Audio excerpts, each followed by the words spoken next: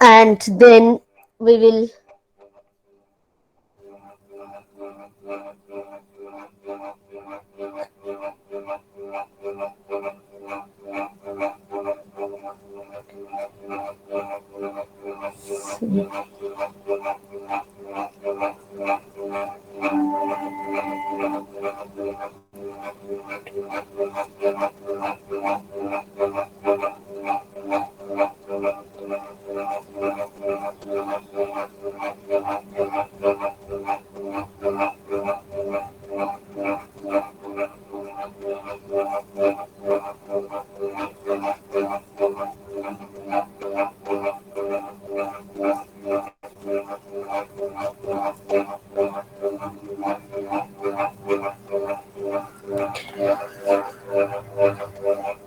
I hope this is visible to you. Yes?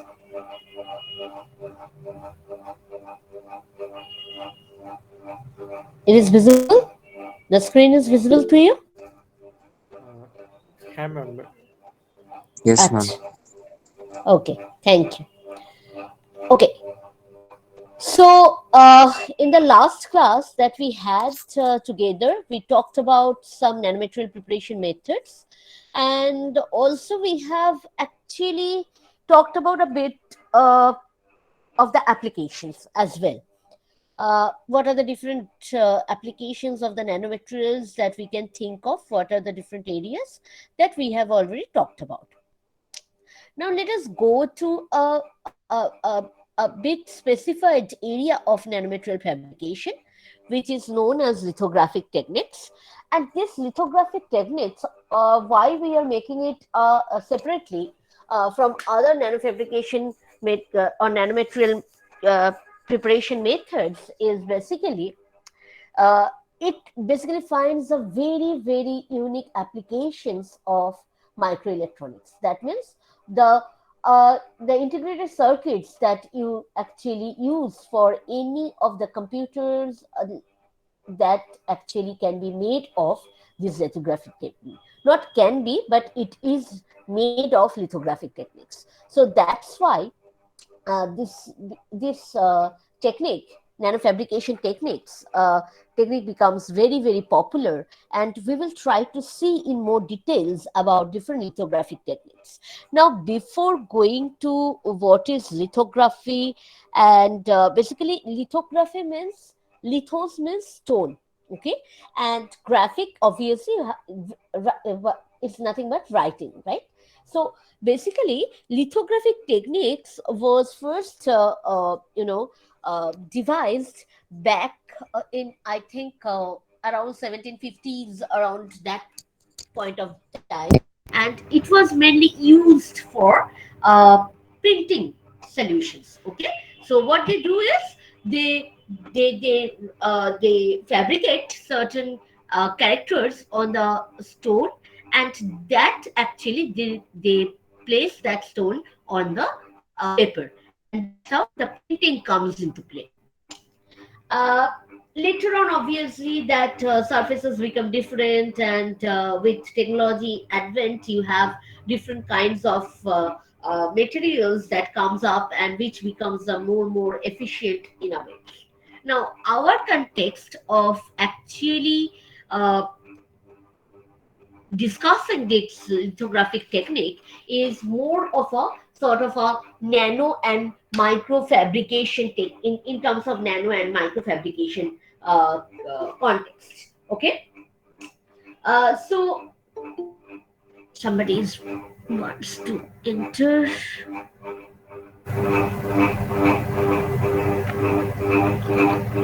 Okay,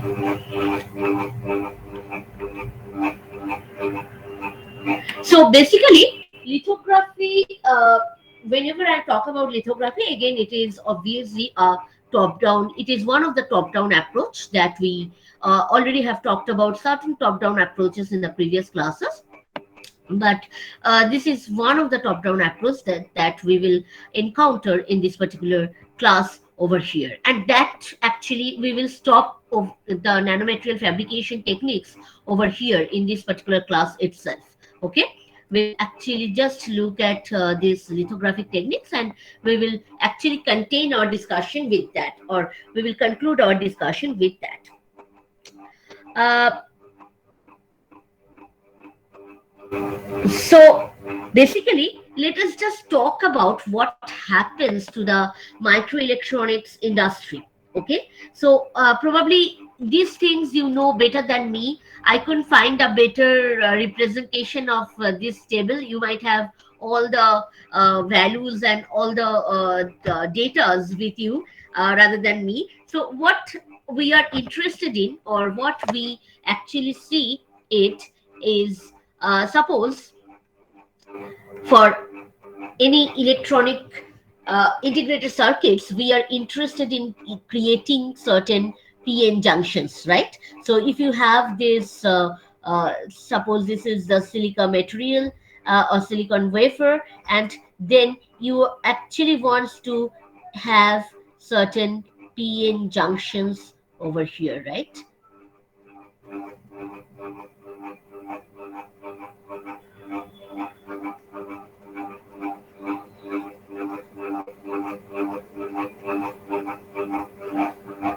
This kind of structures you want to have on your microelectronic chip or your integrated circuit.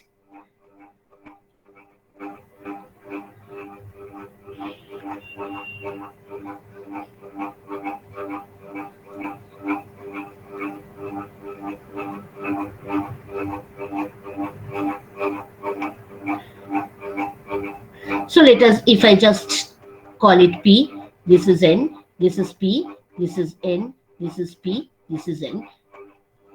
Sorry, this is N, this is P, and so on. So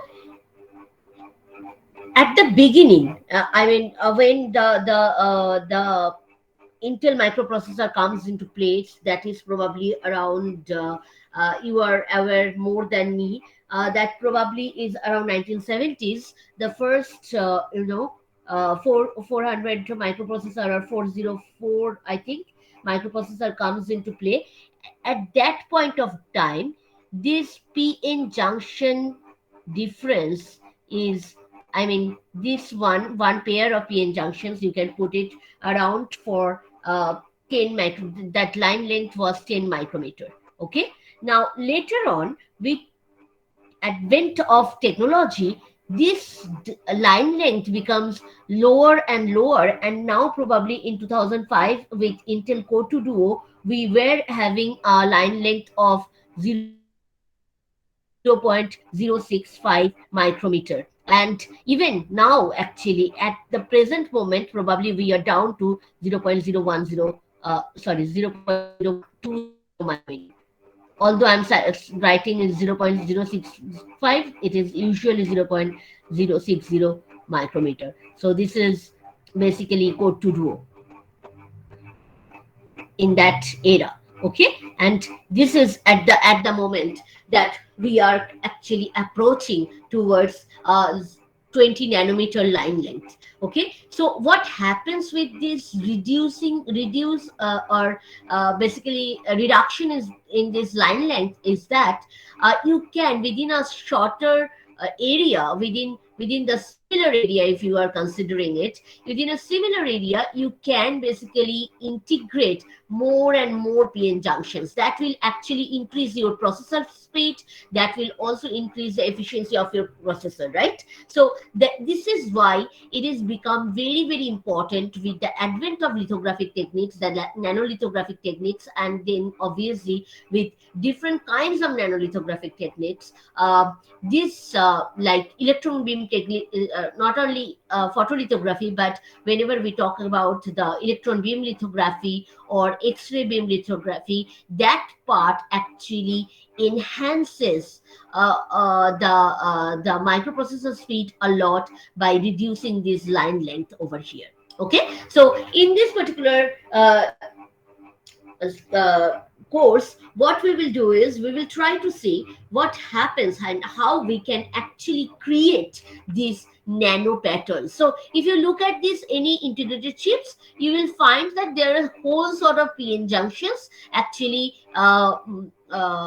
patterned on the silicon wafer, right? So silicon wafer is your base, and on top of that you do have these patterns that are forming. And in order to draw, or in order to form these patterns, the process that we will come across is known as photolithography. The most efficient one and mostly available one is photolithography, that we will start with. Okay, later on we will talk about the electron beam lithography, which is a direct contact technique, and also we will talk about the soft lithography, which are also again the direct lithographic technique. So photolithography, on the other hand, is a non-contact or non-direct method of lithography, where we will actually use certain kind of mask formation, and then only we will try to actually introduce this kind of patterns on the surface of the silicon wafer. Okay, so basically, before going to the next slide, let me just draw a couple of small things which will probably give you a better understanding. Drawings গুলো দেখা যাচ্ছে তো, যা যা এখানে draw করছি?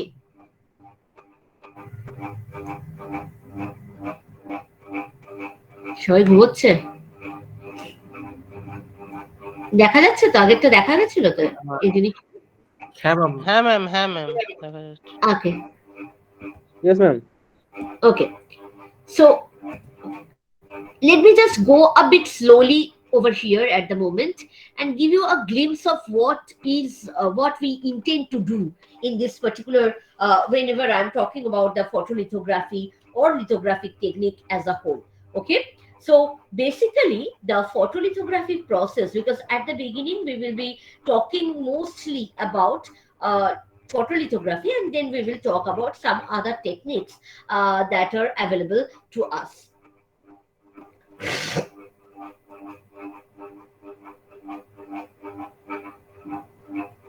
So what happens is we start with a single piece of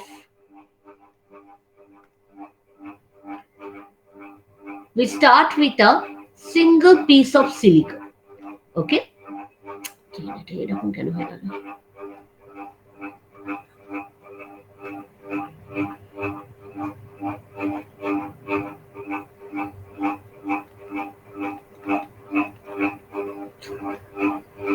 Single piece of silicon wafer, and on top of it we want to actually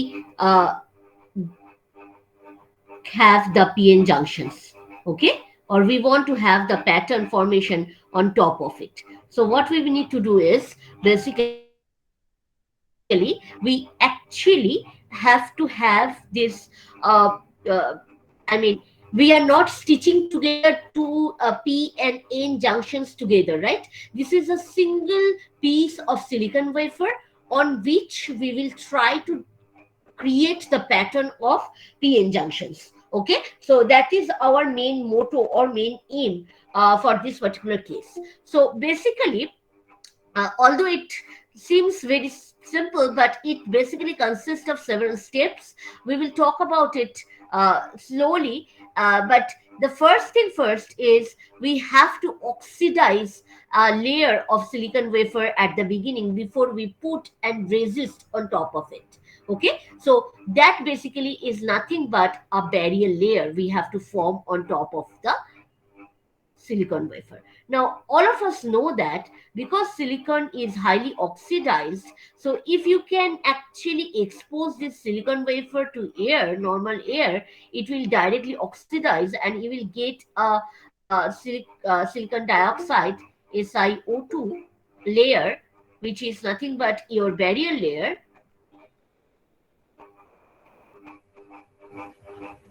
Somebody wants to join, probably.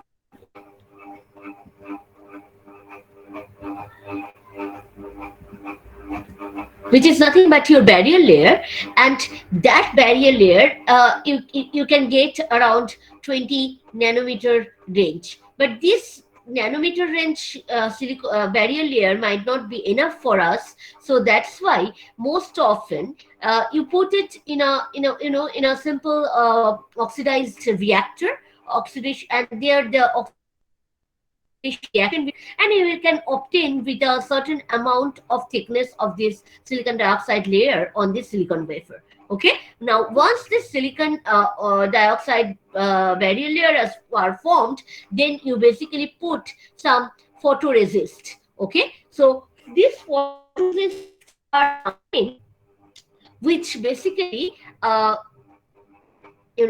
it just gives you a place for your nano pattern formation. Okay, so there is this photoresist you have to put on top of the uh, barrier layer. After that, what you need to do is, if you have certain mask, okay, masks are something like which already have a pattern formation on the surface of that. These masks are mainly made up of, when I say photoresist, there are whole sort of different kind ball games about photoresist. I will talk about it within very shortly, but let me just go to the mask. Mask is something like, it's kind of made up of quartz glass, and then on top of this quartz glass you basically put a chromium layer, and that chromium layer, uh, basically you can etch it out for whatever the patterns you want to create on the photoresist. With that intention, you can do that with electron beam photolithography. So I will come to these things very slowly, but this is what the mask look like. So mask is nothing but a material having quartz glass, chromium plated quartz glass, having the uh, desired pattern. Okay, now this desired pattern means this quartz glass actually can gives you passage of the light. Okay, so if you have certain chromium layers on top of the quartz glass, I mean, if this is a mask and you have this quartz glass and top of it there are chromium layers, and in between you just take out the chromium layers by etching, then obviously the UV light or the light can pass through these portions of the quartz glass, because quartz is almost transparent to most of the lights. So that's why rather than using normal glass, you usually use quartz glass for making a chromium layer on top of it for mask formation.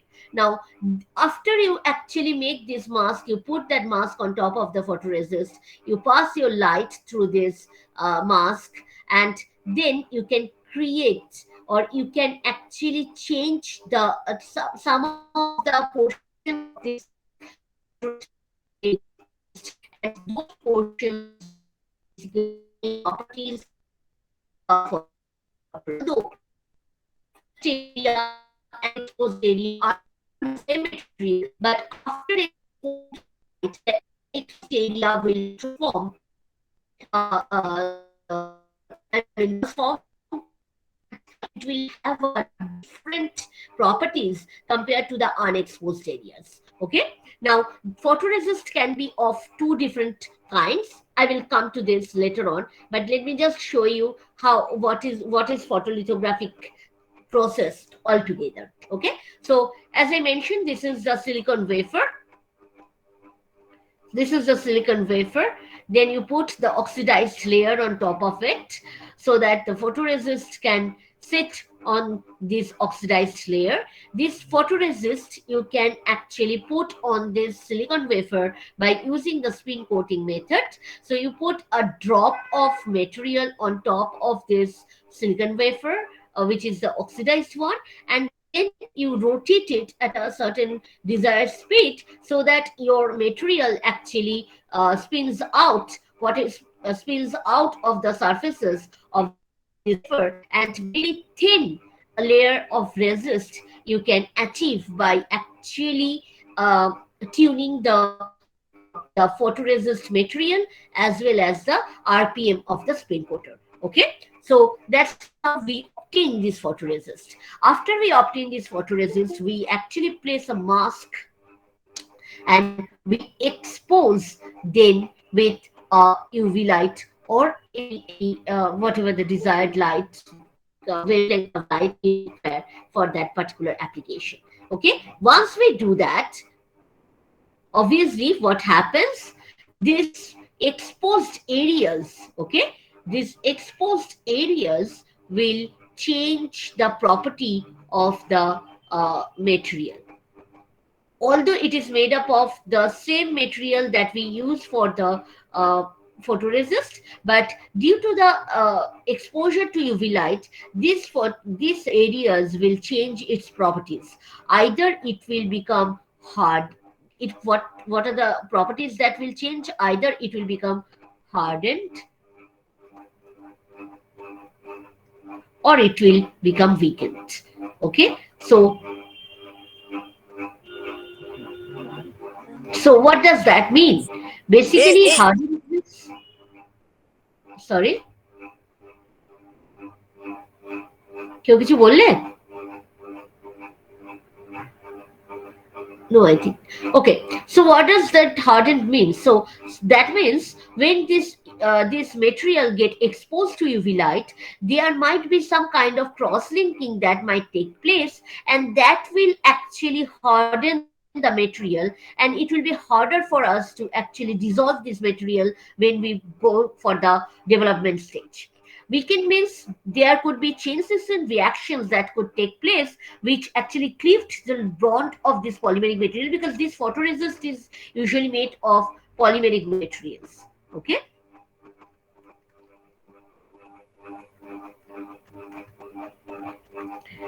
and that's how, if you just put it in a certain solution, it can easily be dissolved, and that will actually create certain amount of that will create the pattern. Okay, so when we do have the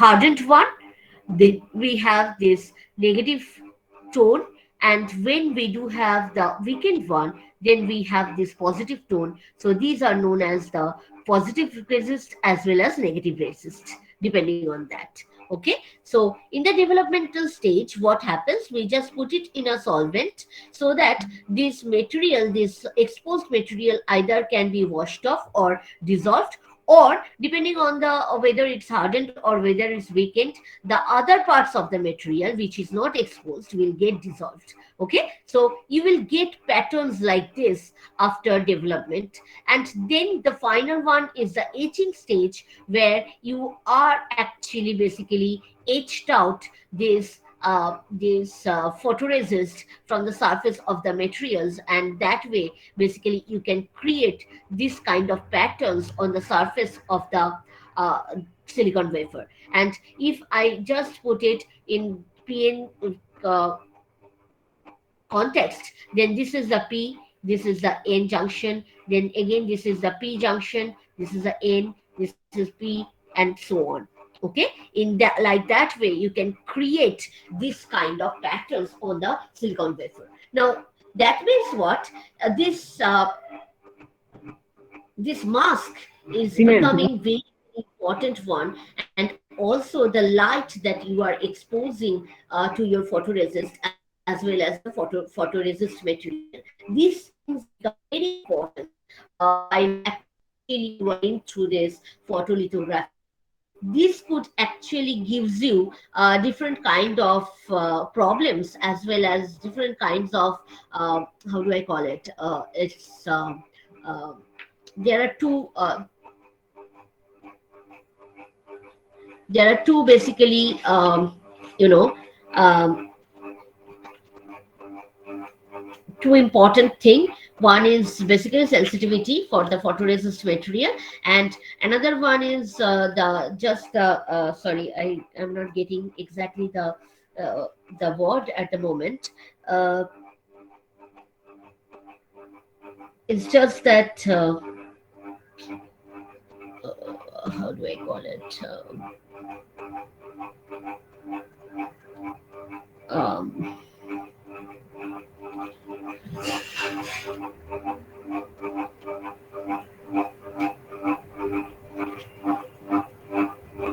okay, I will just come back to it. Okay, not just getting it. I mean, it's just that how accurate you can form these patterns. That is it. I'm not getting the exact word for that that is used for photolithography at the moment. Okay, so if I just may give you just the summary of what we have talked about. So photolithography, there are basically a couple of different steps. So the first step is obviously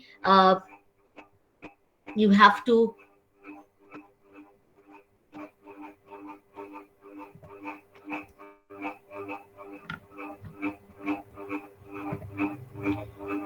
basically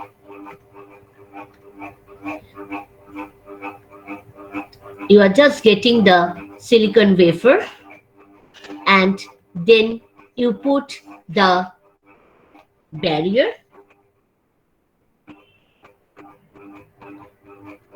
layer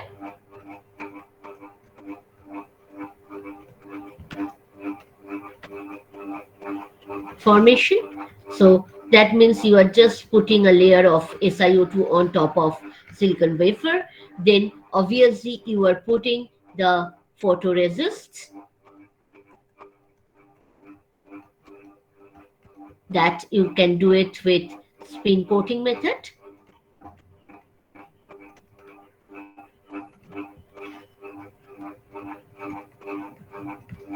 Then obviously you can go for the masking or mask. Then you have to choose your optical source.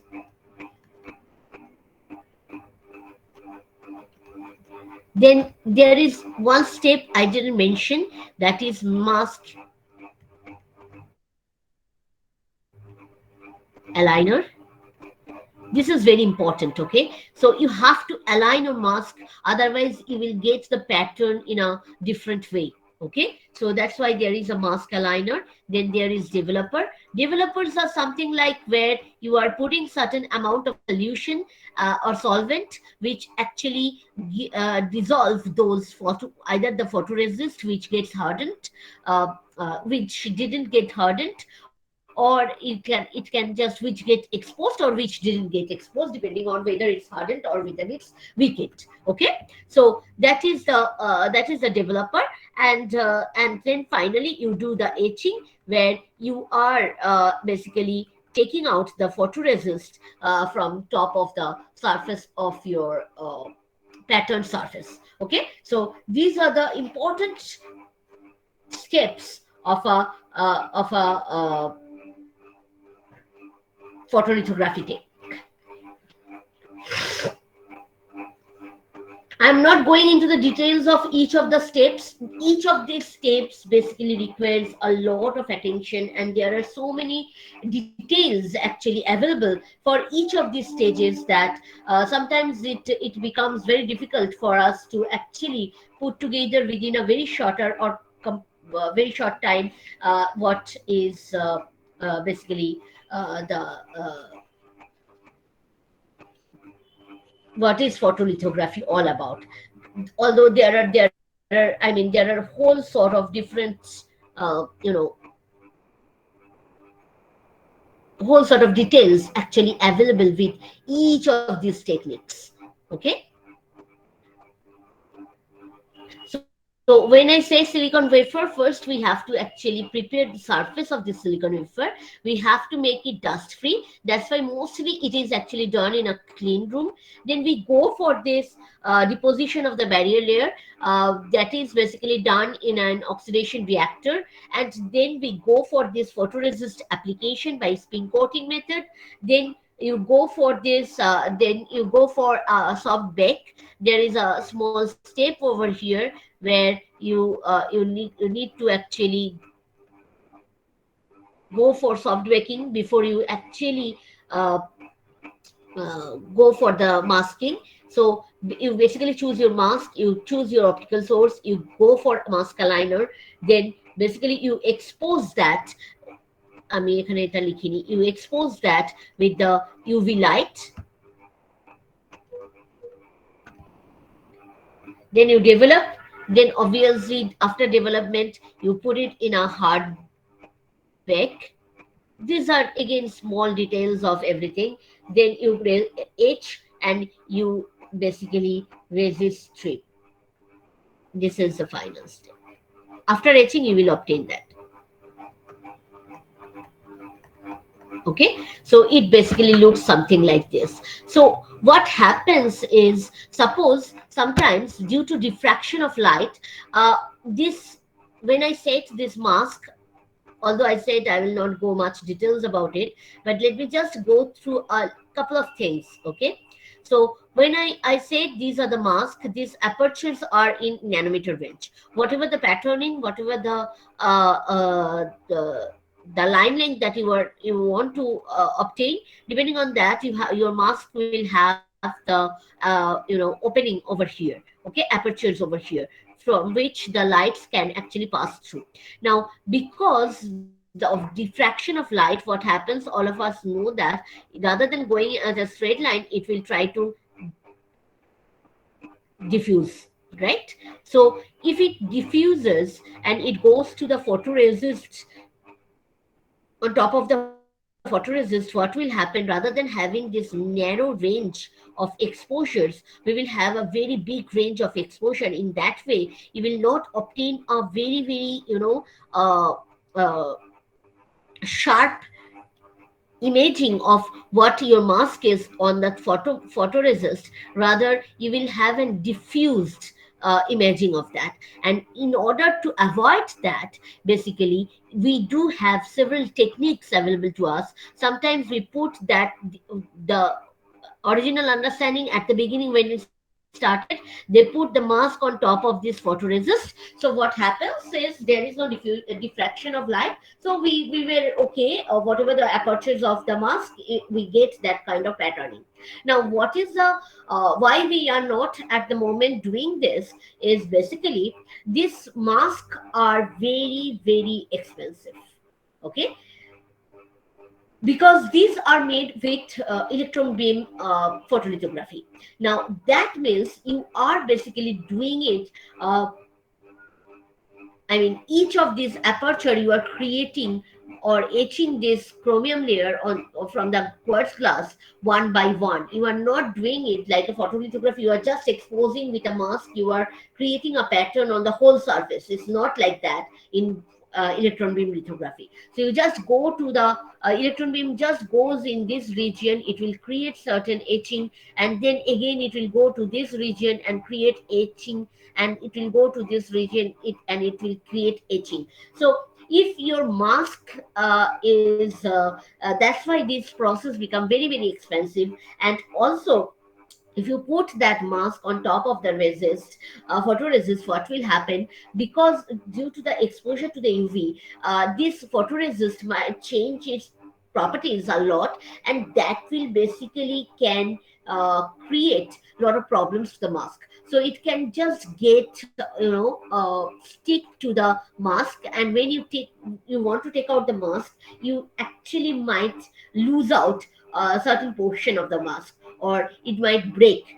Okay, now it is almost impossible for us to lose out on mask, because these become these are very expensive compared to whatever the photoresist or whatever the photolithographic techniques we are talking about. Because at a go, we can actually expose the whole surface, and we can create the whole sort of pattern. Only thing is, we need a mask, a proper mask for that, and we need all these things like the optical source, the photoresist, proper photoresist, the proper developer, proper etching equipment, everything. But now the industry standard is already set, and people are using the photolithographic technique for integrated circuit preparation a lot. Only thing is, for mask preparation, we go for electron beam lithography. So I will come to that within a couple of minutes. Okay, I'm not going into much details of it. If you want to read more details, I will just post one book on this lithographic concept, and you can get a whole sort of different ideas about it. So just to give you a glimpse of what I mean about the details. So suppose when you try to do this photoresist processing, okay, this processing itself consists of several different steps. It First one is the dehydration and priming, then you go for resist coating, then you go for soft baking, then you go for exposure, then development and post development inspection. Okay, and also when so that you understand, when I'm saying that if we want to apply the photoresist by using a spin coater, that itself is a whole, it contains a lot of details, because what should be the speed of this you know uh, spin coater, then that will actually dictate the thickness of the photoresist, and what should be the thickness of the photoresist, so that I can get the my developer in such a way so that it can dissolve it, rather than it remaining on the surface, so that it can actually, with a certain amount of, with certain time, with certain exposure, it can create the property changes across it. So there are so many things actually associated with it. That's why I said I'm not going into the details, but this is just a basic understanding about photolithography, because this actually finds a very wide application in the field of microelectronics. That's why I told that we will just talk about it in more details. Okay, কারো কোনো question আছে, queries?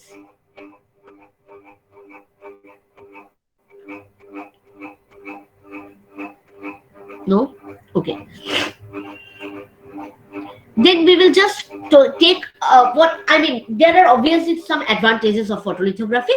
Photolithography is comparatively, from nanofabrication techniques, it is much cheaper, and obviously you can at a go can actually create patterning on a wide area, okay, compared to if you are considering for electron beam photolithography or x-ray photolithography or other lithographic techniques.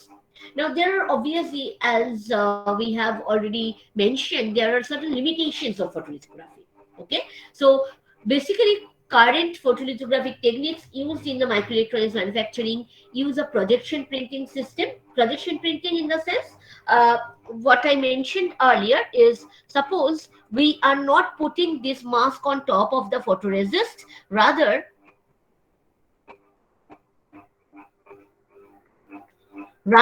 what we are doing is we actually maintain a certain distance over here, and then we put a lens in between, and then actually it focuses the diffracted lights into the proper spaces, and we get the patterning of desired goal. Okay, so that is basically the projection printing system, also basically known as stepper.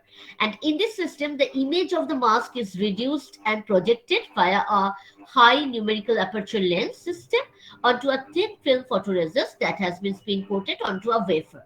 So that we have talked about. So the resolution of this stepper is basically capable of the optical diffraction limits that is set by the Rayleigh equation, which is given by R equals to k1 lambda divided by Na.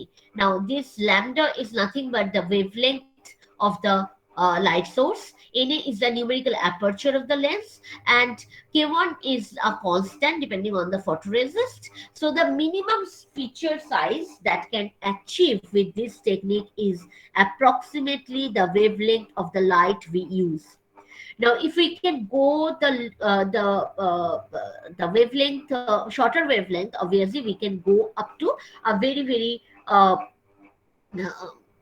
I mean around uh, usually around a couple of 100 nanometers in that range. Okay, now in order to produce micro or nanoscale patterns and structure, light sources with shorter wavelength must be used. And this basically, when you go for the shorter wavelengths, obviously what happens is you you are increasing your cost of lithographic techniques. Okay, so that's why in order to avoid this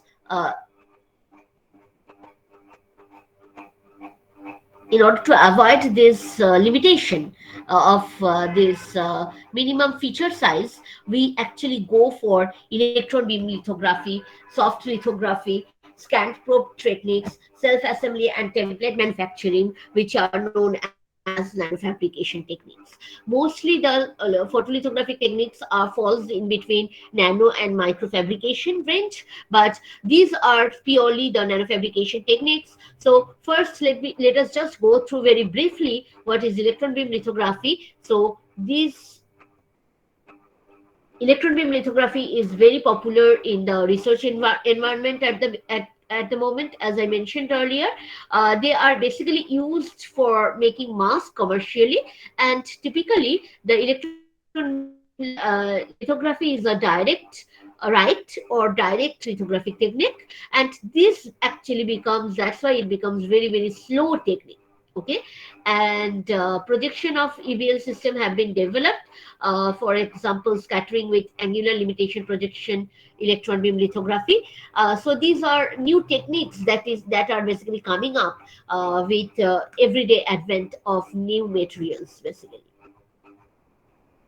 So this application of electron beam lithography includes surface patterning on nanoparticles, then nanowires, nanopillars, gratings, microring, uh, resonators, nanofluidic channels. So now all of us, those who are from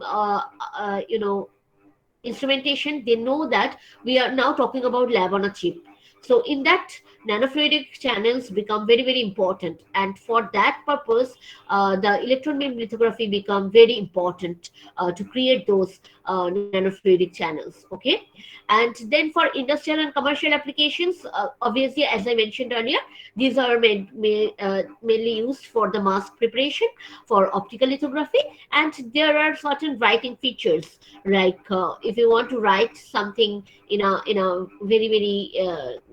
in a nano range, then you actually go for this technique.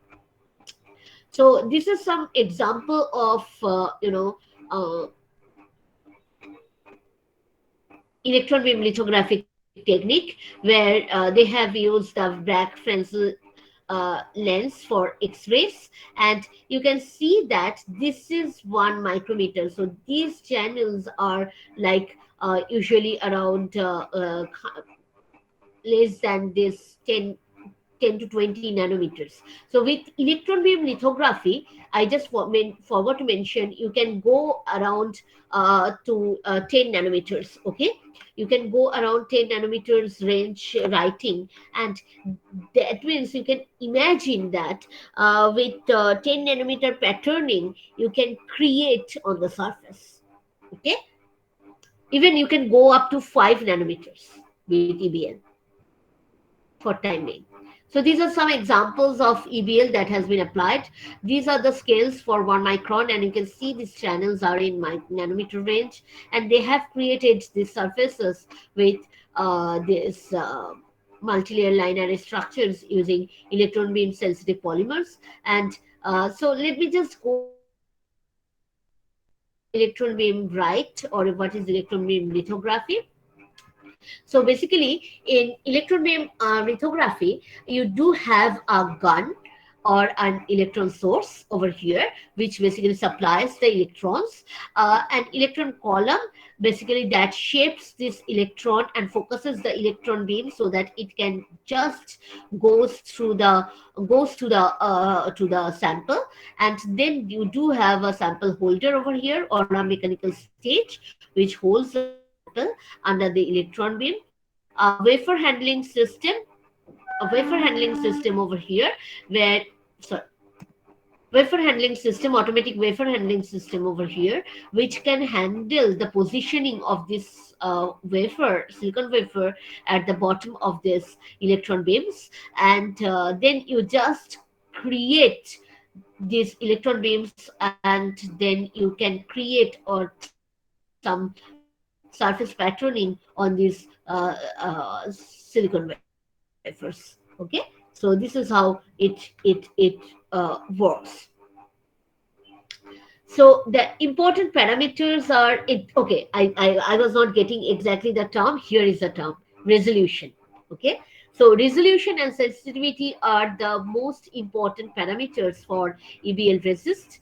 And although PMMA, that is polymethyl methyl acrylate, has extremely high resolution, and its ultimate resolution has been uh, uh, demonstrated to be less than 10 nanometer, but the major problem is being sensitive, because once it gets exposed to the UV, or once it gets exposed to the uh, uh, once it gets exposed to the electron beam, after that there is poor dry edge resistance and moderate thermal stability. So that's why you have to keep in mind a whole sort of different things altogether. Okay, so the advantages of EBL is it is high resolution, as I mentioned earlier, down to 5 nanometer, useful design tool which can directly write, allows for quick pattern changes, no masks are needed. But disadvantages are cost, which is around 6 to 10 million for the hardware.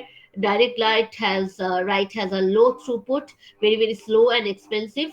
Uh, e- Electron beam lithography is not suitable for high volume manufacturing because it is limited. It is having a limited throughput. The serial nature of electron beam writing makes for very slow pattern generation compared with a parallel technique like optical photolithography or optical lithography, in which the entire surface is patterned as at once. Uh, if you just uh, take an example, to pattern a single wafer with an electron beam lithographic system for sub 100 nanometer resolution, uh, it would actually it would take days compared to a few minutes for photolithographic techniques. Currently, there is an option that is available at the market, which is maskless lithography tool, which is much faster compared to electron beam tool, used with the almost the same resolution for photomask patterning. Then we will talk about the soft lithography. Again, I will go very briefly about this soft lithography over here. So we will talk about nanoimprint lithography as well as micro contact printing in lithography.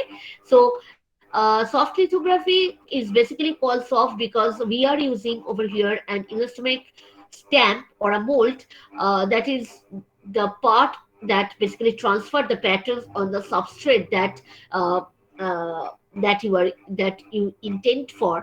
And this method uses basically flexible organic molecules and materials rather than rigid inorganic materials commonly used during fabrication of microelectronic system. So for microelectronic, we cannot go for soft lithography. For microelectronic, we have to go for masking generation, we have to go for electron beam lithography. And for uh, patterning on the silicon wafer, we have to go for photolithography. And this soft lithography technique is something like something similar to your stamp. Okay, stamping on a surface. So you have this stamp with a negative pattern, uh, and then you just create that stamp. I mean, you press that stamp on the substrate, and then you create the pattern, and then you can actually go ahead with development and etching process.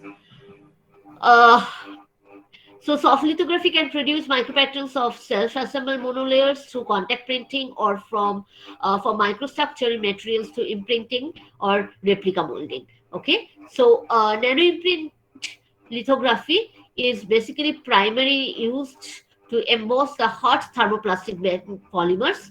So let me just go to this picture over here. So you do have a rigid master over here, which is your stamp, and then you just press it on this PMMA silicon dioxide surface, and you create the mask, or you create the pattern by using either heat or by UV curing. Okay, hot embossing or you have this UV curing. Okay, by this these two techniques you can create the patterns on the surface, and after that you remove the mold and you will obtain this pattern surface over here, and then you can actually go ahead with the development and etching step in order to create the patterns on directly on the surface of the silicon wafer. Okay, so nano imprint lithography has primarily been used to emboss hard thermoplastic polymers. The micromolding and embossing of the elastomers has attracted considerable interest, as these materials have found important applications in soft lithographic techniques such as microcontact printing.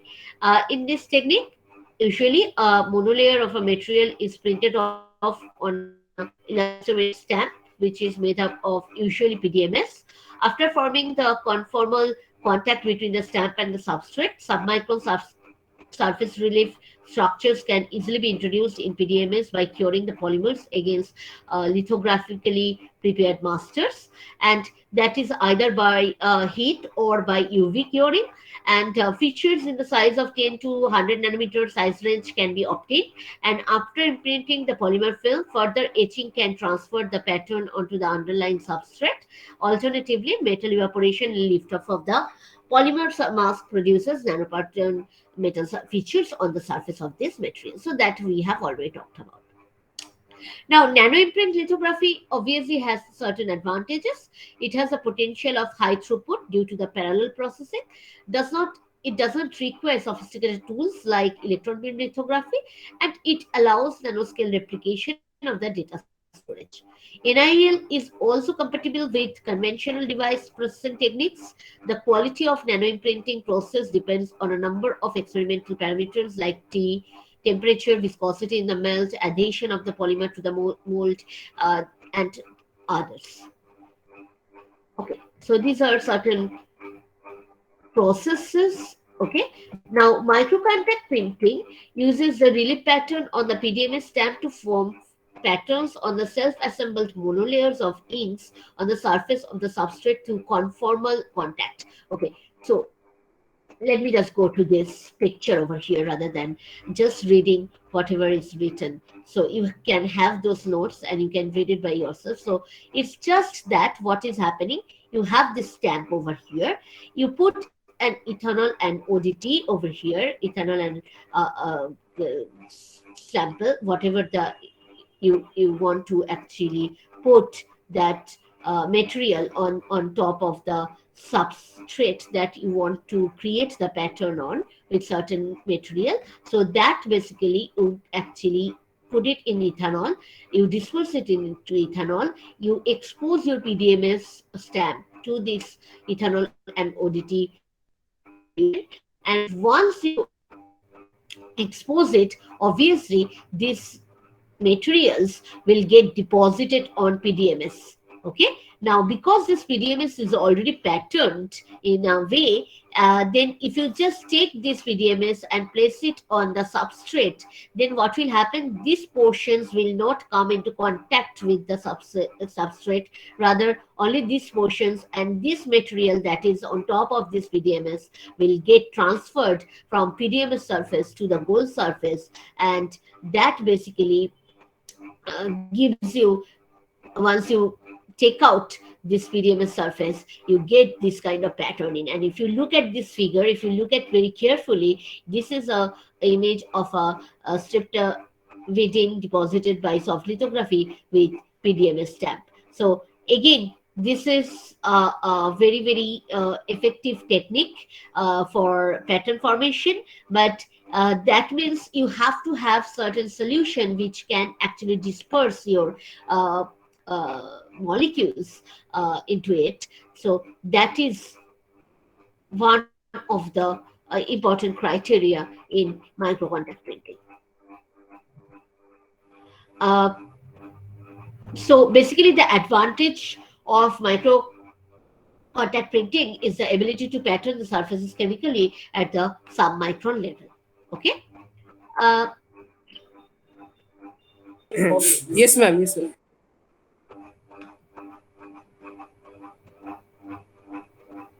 Okay, so this is just the process. That means we are actually with small molecules, inked with small molecules. That stamp is inked with small molecules like thiols or silins, and that basically is pressed against a clean substrate that we have already talked about. So I'm not going to read it. Then the scanning probe techniques. There are obviously two different kind of technique. This is basically sub-nanometer accuracy in contact with the proximity to, or in contact with the surface with a sub-nanometer accuracy technique. So these are mostly used for very, very, uh, intricate patterning on the substrate. Okay, so scanning probe induced oxidation and deep pen lithography. We'll just talk about very, very shortly. And two very important uh, technique that we can actually talk about for this scanning probe technique is, one is STM, scanning tunneling method, and then AFM, that is atomic force microscope, scanning tunneling microscope, and atomic force microscope. So in tunneling microscope, what is happening, scanning tunneling microscope, there is a bias or there is a voltage between this probe and this substrate that has been created. Okay, and then this, there is a kind of a electron tunneling will take place. I'm not just exactly going into the details. And in that way you can get these images, or you can get this pattern. If there is a rough surface, you can get these patterns, and then you can get the images on like that way.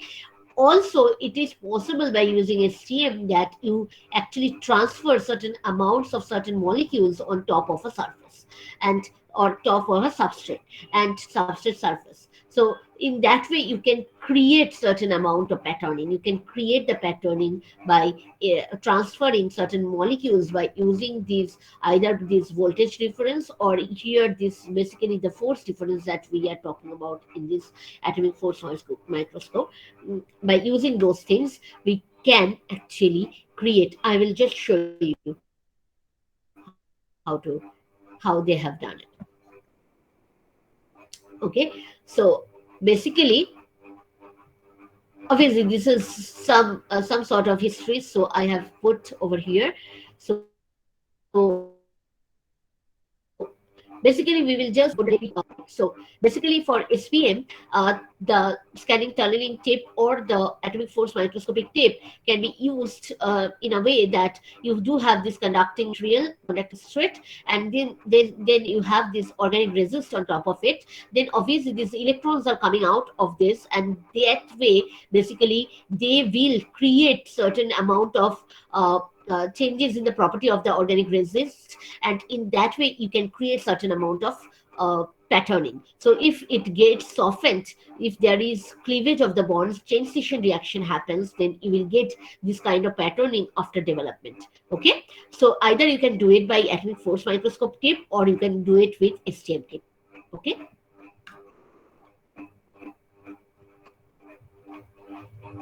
then is deep pen lithography. Is basically a type of scanning probe lithography.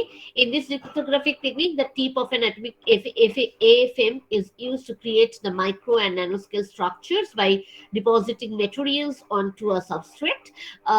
This basically what happens in this particular case is you have this AFM tape, okay, and this AFM tape is consists basically it comes with a solvent meniscus. You create a solvent meniscus over here from the surface to the AFM tip, and here you have these molecules in the ink. And so in that way basically you just place these molecules by using this solvent meniscus on top of the surface, and it will actually create some patterning on the substrate. Okay, so if you look at this figure over here, it has created nano patterned surfaces on a substrate that you are actually putting in over here.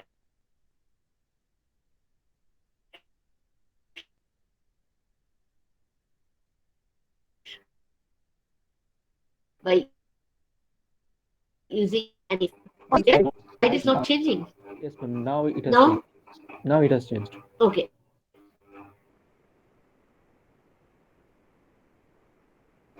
Solvent meniscus over here, and you have these molecules in the pair in the tip, AFM tip, and these molecules basically comes from this tip to the through the solvent meniscus. It just gets deposited on the substrate surface, and in that way you can create this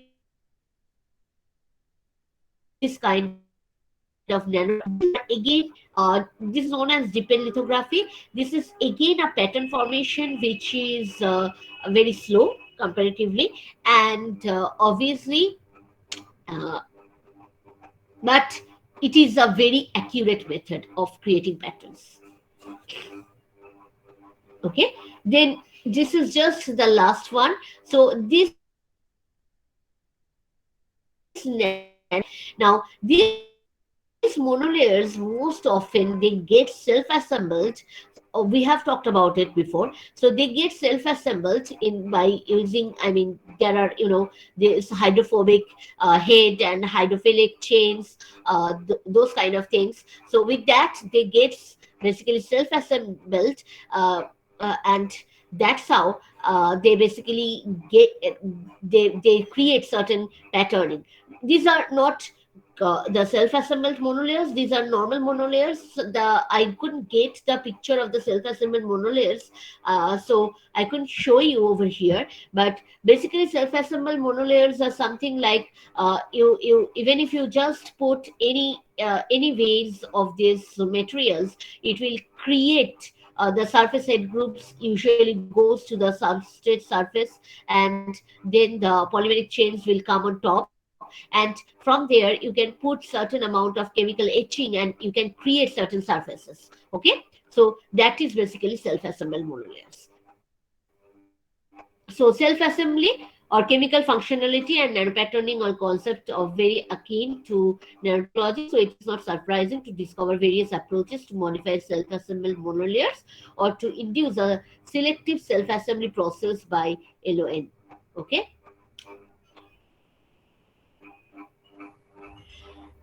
and they have basically generated these self-assembled monolayers of two different types of self-assembled monolayers. So on top of this monolayer you can create another monolayer, and two self-assembled monolayers you can actually create by using this concept of nanopatterning and self-assembled monolayers.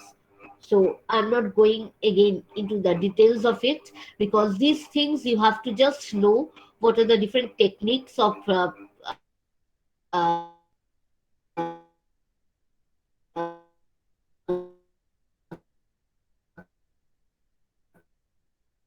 creation of because if we are concentrating on lithography, mostly photolithography, and then we go for soft lithography, electron beam lithography. Then obviously this on soft lithography we do have this nano imprint lithography, and then self-assembled monolayers, all these things. Okay, is it clear? Any questions regarding today's class? That is it for today's class. Ma'am, could you please tell again about the masking? I mean, what is masking and how it is actually done, Okay. and Ma'am, what is can you and send the slides? why it is Yes. done? Yes, I will. Ma'am ma'am বলছি স্লাইডগুলো পাঠাতে পারবেন? হ্যাঁ হ্যাঁ পাঠিয়ে দেবো সবকটা। আচ্ছা আচ্ছা হ্যাঁ ঠিক আছে। Okay, so for the masking, what is happening is masking is done by electron beam lithography, to be very frank.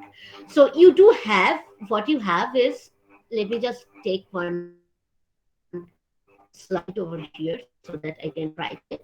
So you have a quartz glass. Okay, this quartz glass is basically, if you put UV light on top of it, everything will pass through it, right? So that is the property of the quartz glass. Now what, in order to make it opaque, what we do is we put a chromium layer on top of it. Okay, we put a chromium layer on top of this, very very thin. It is couple of nanometers actually. Okay, but we put a chromium layer on top of it, so it become opaque to UV light. Now, with the use by using the electron beam lithography, what we do is we etch out certain portions. So what happens is basically, if I just take the white color, so depending on my,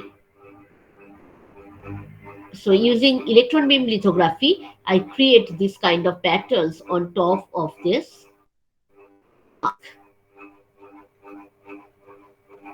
Okay, so I etch out the chromium layer from here. Okay, and then what happens is,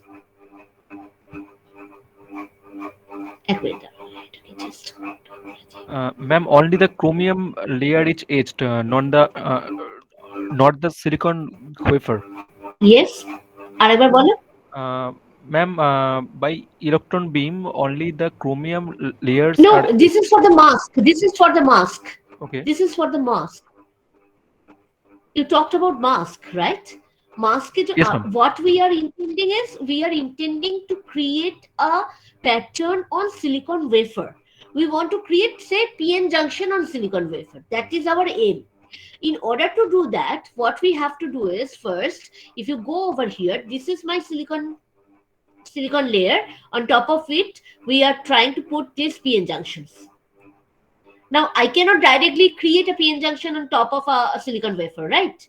So usually what happens is they put a P-type resistor on top of this silicon wafer. Okay, then they create this N over here, N junctions over here. In order to do that, you require a mask, because otherwise, with the patterns that you are trying to form on silicon wafer, you cannot do it, because if you just expose everything to UV light, this photoresist will change its property completely, and when you go to the solvent stage or development stage, everything will get dissolved, or else everything will remain on the surface, right? So that's why we try to have certain mask over here. So I'm talking about the mask in this particular case. This is the mask that we are talking about over here. Did you see that? And through this mask, you are passing the UV light to the photoresist, which you have put on the top surface of the silicon wafer. Okay. Now, this mask is basically consists of a quartz glass, chromium, which is actually covered with a chromium layer. Now, this chromium layer we have etched with electron beam lithographic technique, so that we can create accurate with high resolution and highly sensitive patterns on top of this mask. Now, the UV light can pass through basically through these etched out phases, and it can reach to the photoresist. Okay, other portions it will be opaque to the UV light. These portions it will be opaque to the UV light, and no light can pass through this portion. Okay, so that's why you can have this portion over here on the photoresist which will get exposed to the UV light, and some portions which are light blue in color will not get exposed to the UV light. Now, depending on whether your photoresist is a negative resist or a positive resist, this will either, the exposed area will either harden or it will get weakened. Okay, if it gets hardened, then when you go to the development stage, when you put all your silicon wafer along with the photoresist, you put it in a solvent, it will not be able to actually dissolve the exposed part. Rather, it will just dissolve the other parts which are not get exposed. So you will get the negative tone, and this one we call it a positive resist. Now, on the contrary, if you are using negative resist, with that means negative on exposure, this resist will get weakened. That means transition reaction will occur, and in that way you will obtain this kind of positive tones. That means the places where it get exposed will get easily dissolved in the solvent, and in that way you will get this positive tone over here, and that's how you get pattern formation on the surface. Now, once you etched these materials, you will get rid of this photoresist material from the top of this silicon wafers, and you can obtain this kind of PN junctions on top of it. Did you get my point? Is it clear? Uh, Or this kind of patterning? uh, হ্যাঁ ma'am, এখন clear ma'am. ঠিক আছে, আমি একটা মানে animation খুঁজছিলাম, খুব ভালো ভালো অ্যানিমেশন আছে, তোমরা একটু ইউটিউবে দেখতে পারো, কিন্তু কিছু কিছু অ্যানিমেশন আছে আমি এখানে আনতে পারলাম না, অ্যানিমেশনটা দেখলে একটু বেটার লাগতো। Any other queries? Anything else? Ma'am, these are the methods which are actually used to manufacture the computer chips, no? Yes, yes. Okay, ma'am. Computer চিপসে তোমরা কি দেখো, অনেকগুলো পিএন জাংশনস আছে না, তাই হ্যাঁ তো? ম্যাম।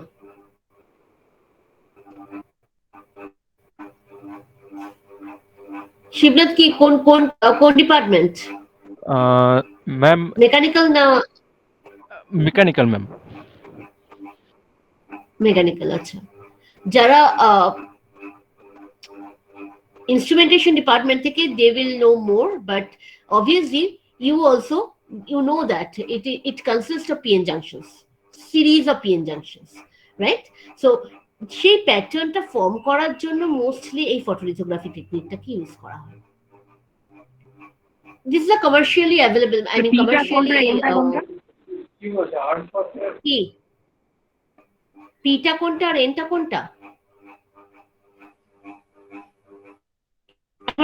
কি question?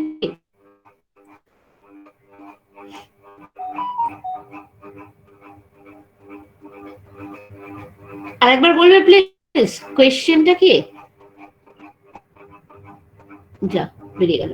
Usually when we start with a silicon wafer, then we put directly a P type material on top of it, then we create the N type material. Okay, so that is basically the idea of creating the PN junctions. যদি আর কারোর কোনো queries না থাকে তাহলে আমি ক্লাসটা এখানে শেষ করব।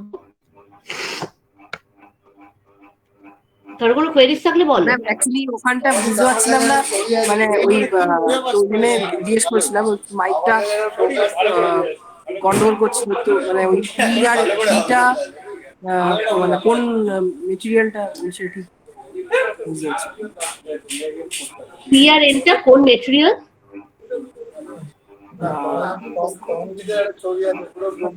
মানে পিটা কি মানে রেড কালার টার্মিনাল সেটা ইউজ করছি।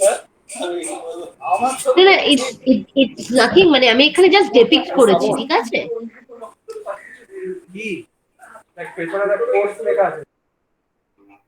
I'm just depicting it over here. Usually যেটা হয় সেটা যদি তুমি আমাকে frankly যদি জিজ্ঞাসা করো, usually যেটা হয় নর্মাল কেসে সেটা হচ্ছে যে তোমার মানে এখানে আমি জাস্ট ডিপিক্ট করেছি যে এই পিটা হচ্ছে তোমার রেড কালারের মেটেরিয়াল, আর এনটা হচ্ছে তোমার যেটা সারফেস এজড হয়ে রয়েছে সেইটা, ঠিক আছে? কাজে এটা ডিপেন্ড করছে তুমি কি ধরনের ফটোরেজিস্ট ইউজ করছো তার উপর। ম্যাম এইখানে যেরকম, হ্যাঁ বলো আরেকবার। ম্যাম বলছিলাম ফটোরেজিস্টটা কি হয় জিনিসটা? ফটোরেজিস্টটা হচ্ছে বেসিক্যালি আ পলিমেরিক মেটেরিয়াল, ঠিক আছে? ফটোরেজিস্টটা কি করছে যে তুমি তো ডাইরেক্টলি যদি এই সারফেসটাকে সিলিকনটাকে ডাইরেক্টলি যদি প্যাটার্ন করতে চাও, because silicon wafer is a very কি বলবো, it's an inorganic material, it's very hard to create a pattern on top of it. ঠিক আছে, তার জন্য আমরা কি করি, আগে আমরা পলিমেরিক ম্যাটেরিয়াল মানে ফটো রেজিস্টার উপর একটা প্যাটার্ন ক্রিয়েট করি, সেই প্যাটার্নটাকে ক্রিয়েট করে এবার যে সলভেন্টটা দিয়ে আমরা যখন এচ করছি না, এখানে বা ডেভেলপমেন্ট স্টেজে যেটা হচ্ছে, সেটাও কি করছে, ও এই ফটোরেজিস্টটাকে গলে দিচ্ছে, যার ফলে কিছুটা silicon wafer it will get exposed to the etching solution, and this etching solution will actually create the pattern on the silicon wafer surface, to be very frank. Okay ma'am. আমাদের কাজটা হচ্ছে সিলিকন ওয়েফারের ওপর একটা pattern create করা, সেটা আমাদের কাজ। সে directly একটা সলিউশনের মধ্যে, সলভেন্টের মধ্যে দিয়ে দিই, তাহলে তো পুরোটাই আর কি তোমার হয়ে যাবে, এচড হয়ে যাবে, তাহলে তো আমার কোনো প্যাটার্ন ফরমেশন হবে না। তাহলে আমাকে কি করতে হবে, কিছুটা পোর্শনটাকে আমাকে এক্সপোজ করতে হবে, কিছুটা পোর্শন আনএক্সপোজড অবস্থায় থাকতে হবে। সেই জায়গাটা ক্রিয়েট করার জন্য আমরা এই ফটোরেজিস্টটাকে আনছি, মানে মাস্ক দিয়ে আগে ফটোরেজিস্টের উপর প্যাটার্ন ক্রিয়েট করছি, তারপর সেই প্যাটার্নটা আমরা গিয়ে ডেভেলপমেন্ট স্টেজে ফটোরেজিস্টটাকে মানে কিছুটা portion of the silicon wafer will get exposed to the solvent, other portions will remain as it is, which are basically below this photoresist. Okay, in that way, when you are putting in the etching solution, this bare faces will get etched and it will create some pattern on top of the silicon wafer. বুঝাতে পারলাম এবার? হ্যাঁ ma'am, বুঝতে পেরেছি।